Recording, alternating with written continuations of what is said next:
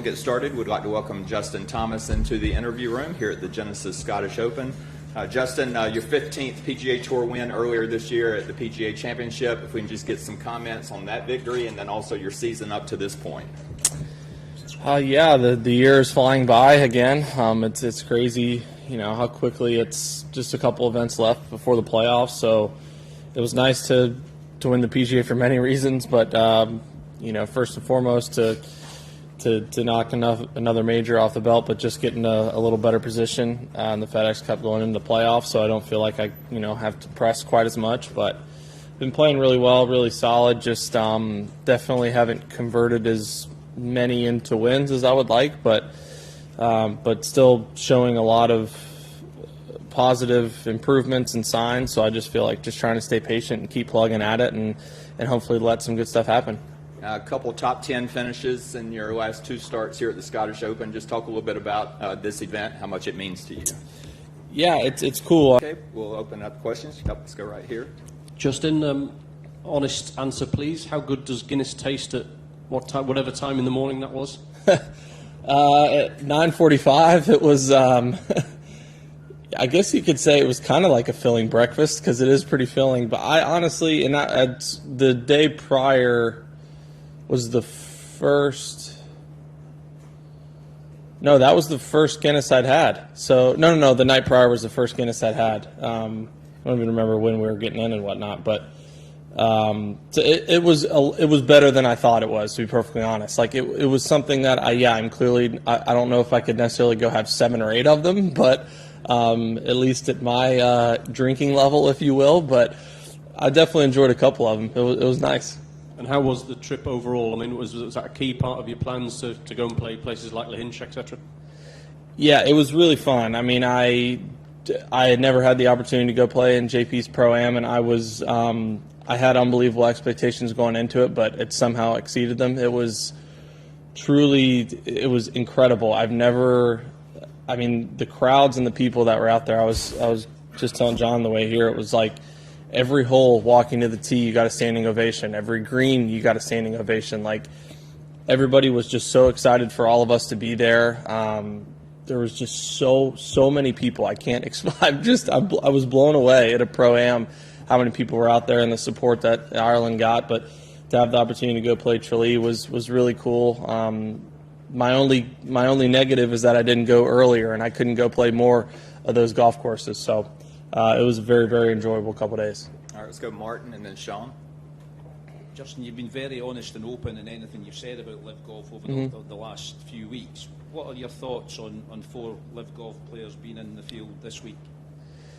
Yeah, I guess I was surprised, but I'm not near smart enough to know legally what that means, and to be perfectly honest, I probably don't care enough to go into it to say I'm super one side or the other, and again, because I don't know enough, I can't honestly give an opinion because I don't know what's happening, kind of thing.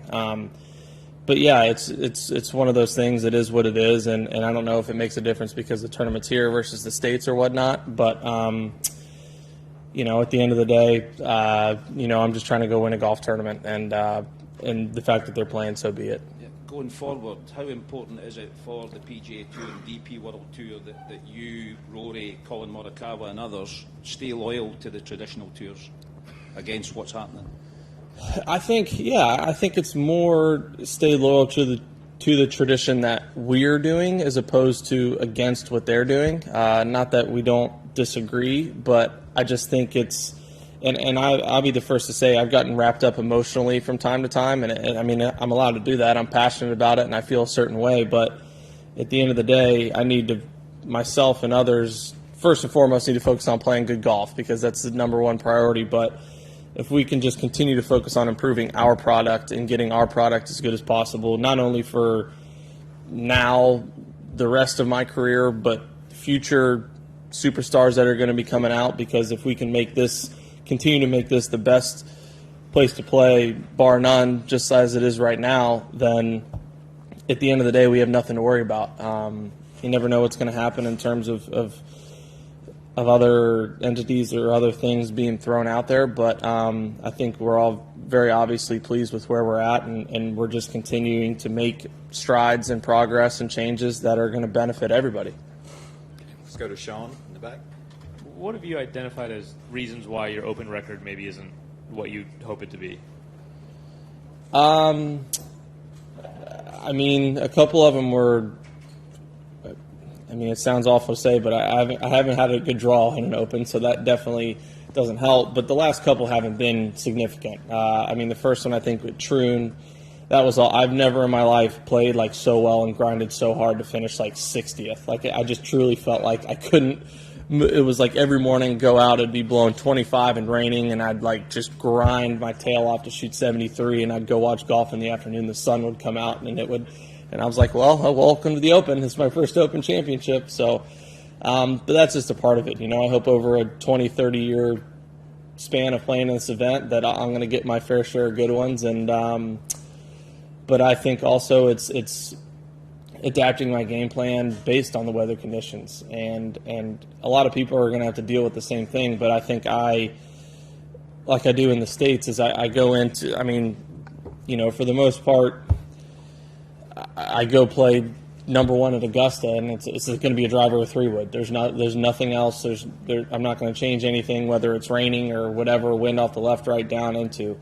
My line just might change. Whereas I think, you know, I've gotten to some holes in the past. I remember I just specifically like Carnoustie. I think it's 6 is at par 5. Like was it Hogan's hole or whatever? And I mean, that was a hole in the practice round. I was like, okay, like I'm going to hit driver. I can hit it past these bunkers. If I hit it right, I'll be in the fescue. I'll lay up anyway. But if I have an opportunity knocking on this green, like it's a good chance for me to make a 3 or a 4.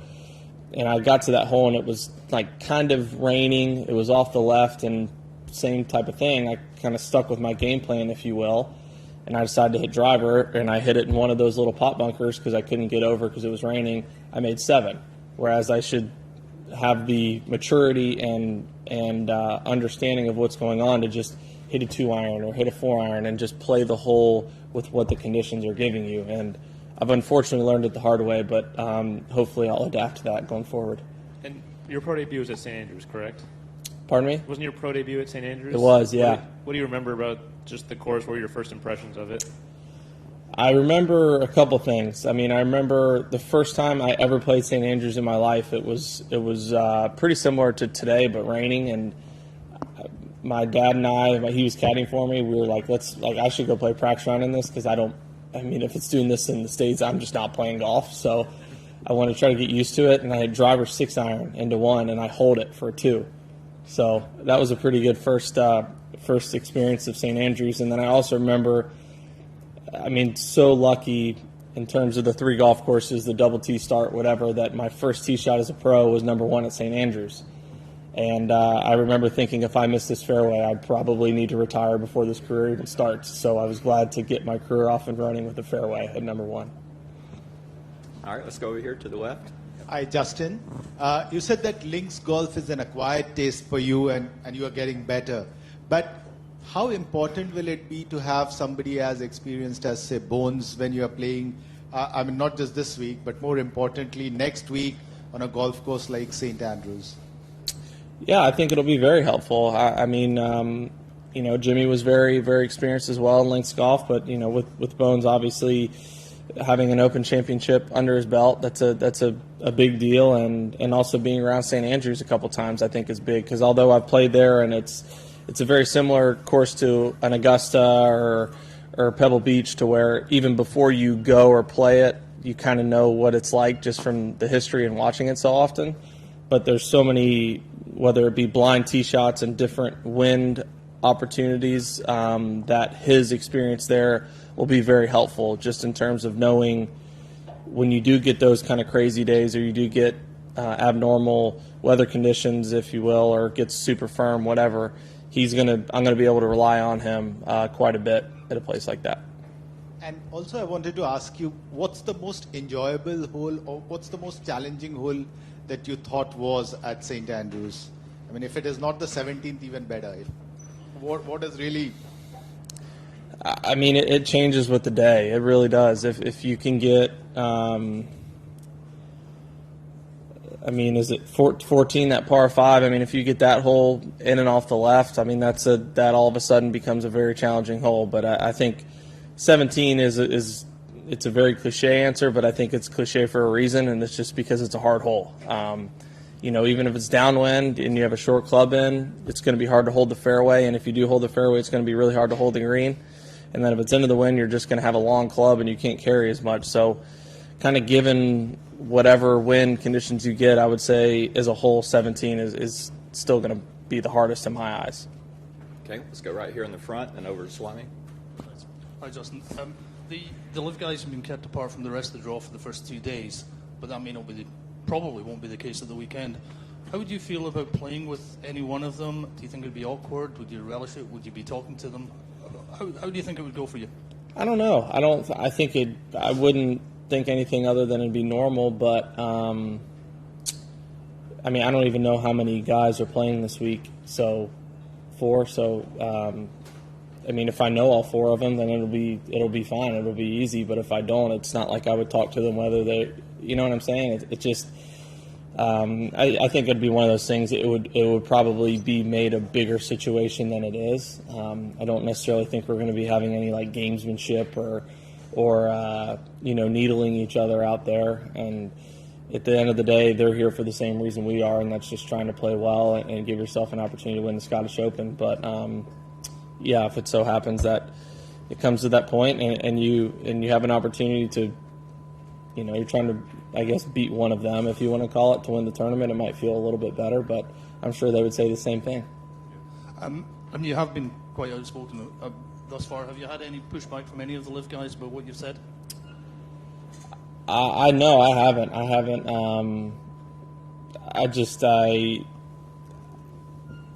I try not to read too much or kind of look into it. I mean, I'm just answering the questions for how I'm being asked and saying how I feel or what I think about it. I'm not. I feel like the more I read or the more I listen to what else is going on, potentially the more frustrated or upset I'll get, or I don't want to say sensitive to it, but just kind of, I just don't want to get too wrapped up in it. I mean, I made that mistake early on, and it's a distraction. I'm focused on what I'm trying to do, and I'm just really trying to do that. And whenever I'm asked about it, which unfortunately nowadays is not necessarily by you all, but just, players, friends, whatever it is, it's a daily conversation, unfortunately. But that's where we're at, and you got to deal with it. But I haven't necessarily had any pushback or altercations by any means. They've said what they've said, we've said what we've said, and it's just a part of it. Okay, over here to the left, Swami.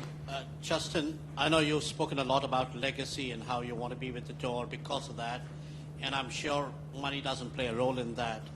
But have you done any math in terms of what people tend to lose when they leave the tour in terms of their sponsorships from various sponsors, which adds up to a tidy sum over a period of 3 to 5 years, as against what they might get in terms of an assurance or a guarantee when they sign up? And then, of course, being on the tour also means a lifetime of opportunities, which may not be there on the other side. I haven't personally done the math, just because my interest level is not very high. I think it's pretty obvious, but it's, and a part of it is just one of those things I probably don't care to or want to, because I know it's you can't compare those two situations. They're very different, but. All I know is I'm very fortunate to have a pretty cool little home office with some great trophies from the PGA Tour, and I take great pride in those. And and I also understand that not everybody's in the same financial position that I am, that I can sit up here and speak on behalf of everybody, saying that it's not about the money, it's not about this, and I've said that people are allowed to do that, but. Just in terms of me, or in terms of maybe other guys that are in my position, I don't agree with that, or I don't necessarily see how it could be a thing. But yeah, you have so many opportunities.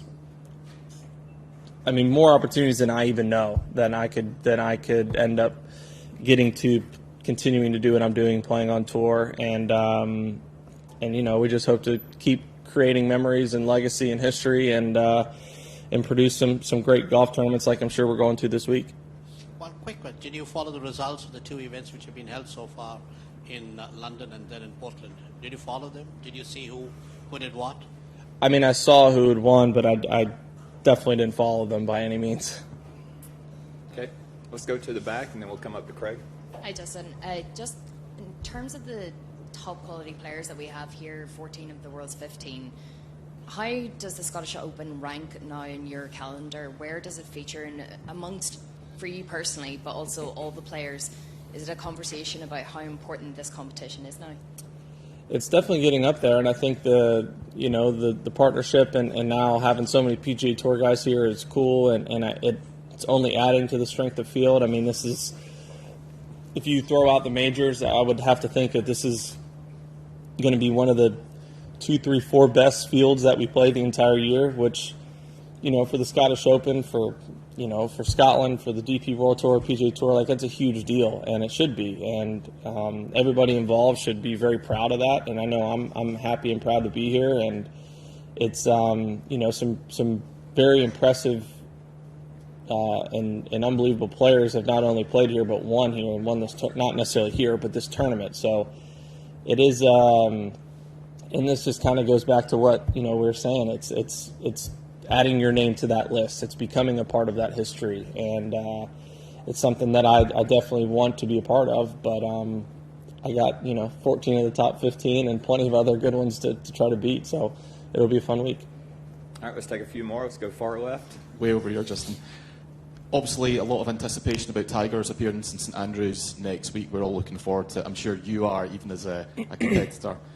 What can you tell us? You know him better than most. What can you tell us about where he is just now in terms of his game, and what we should maybe expect from him next week? Any conversations you've even had with him?